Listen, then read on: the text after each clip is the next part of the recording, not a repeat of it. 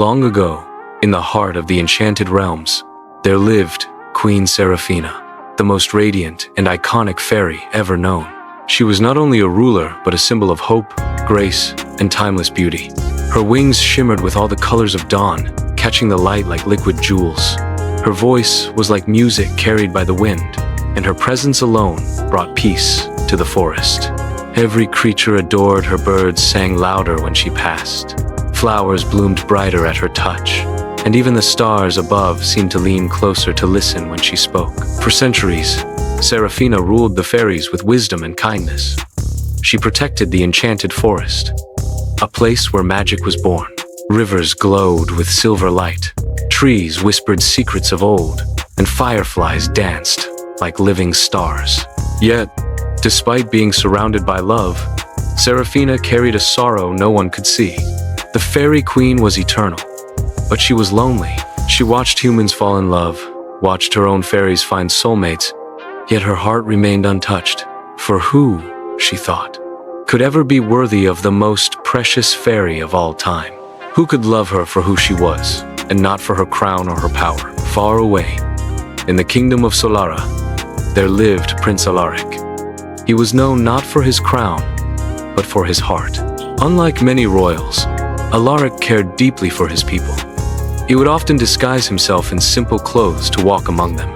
He healed the wounded, gave bread to the hungry, and laughed with children in the streets. The people called him the kind prince. Yet deep within, Alaric longed for something more, a love that was pure and true, unbound by duty or politics. Fate works in mysterious ways. One fateful evening, Alaric's father, the king, fell gravely ill. None of the kingdom's healers could help him. Only one cure was whispered about in legends: the moonflower, a blossom that bloomed once every 100 years deep in the enchanted forest. Without hesitation, Alaric set out to find it. The deeper he went, the stranger the world became.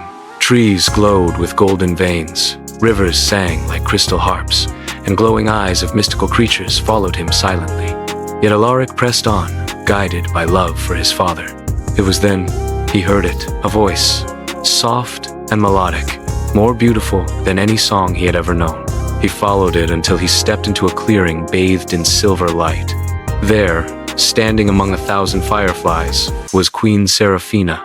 Her wings glowed brighter than the moon itself. Her gaze was both regal and kind, powerful yet tender.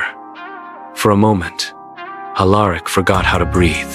He bowed low, overwhelmed by her presence, while Seraphina's heart, so long untouched, trembled for the very first time. "Why have you entered my forest, human?" she asked, her voice echoing like a gentle breeze through the trees. Alaric looked up, his eyes sincere. "I seek not for myself. My father is ill, and only the moonflower can save him. If I must give my life to protect him, then so be it." Seraphina was stunned. She had seen countless mortals wander into her woods, greedy for riches, power, or eternal youth, but never had one asked for magic out of love, out of sacrifice. Her heart softened. With a quiet nod, she guided him to the moonflower herself, breaking the ancient rule that fairies must never interfere with mortal fate. Alaric returned to his kingdom, saved his father's life, and yet, he could not forget the fairy queen. And Seraphina, though she tried, found herself drawn to him as well. Soon, they began to meet again in dreams, in gardens kissed by moonlight, in secret places where no one else could see. They spoke of stars and stories. Seraphina taught Alaric the secret language of flowers, the songs of rivers, the hidden constellations mortals could not see. And Alaric, in return, shared with her the warmth of human love, the kind of love that cherishes without asking, that sacrifices without expecting. But their love was dangerous. The elders of the fairy court soon discovered Seraphina's secret. They warned her, "Love between fairy and mortal is forbidden. If you continue, you risk losing your immortality, your wings, and your crown." Seraphina's heart ached with fear, but when she looked at Alaric, she knew her answer. "What is a crown?" she whispered. "If my heart remains empty, what is eternity without love?" Time passed, and soon the mortal king died, leaving Alaric to rule as king. His council urged him to marry a princess from a noble house to strengthen his kingdom. But Alaric stood firm. My heart already belongs to another, a queen not of this world, but of my soul. At last, Seraphina revealed herself to the human kingdom. On a night of celebration, she descended from the sky in a storm of light.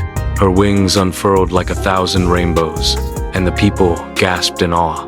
But instead of fear, they felt peace, for her presence carried warmth and hope. Yet, the fairy elders were furious.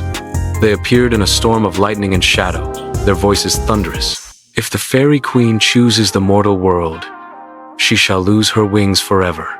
Seraphina looked at Alaric, tears glistening in her eyes. If I stay, I will no longer be a fairy. I will be only a woman. Alaric stepped forward, taking her trembling hands. His voice was steady, his love unshaken. Then be my woman, for I do not need a queen of magic, I only need the queen of my heart. The heavens rumbled. Light burst across the sky as Seraphina's wings slowly dissolved into starlight, scattering across the night. She gasped as her immortal magic faded, her body growing heavy, mortal. The fairies wept, but they also honored her choice, for even the greatest queen had the right to love.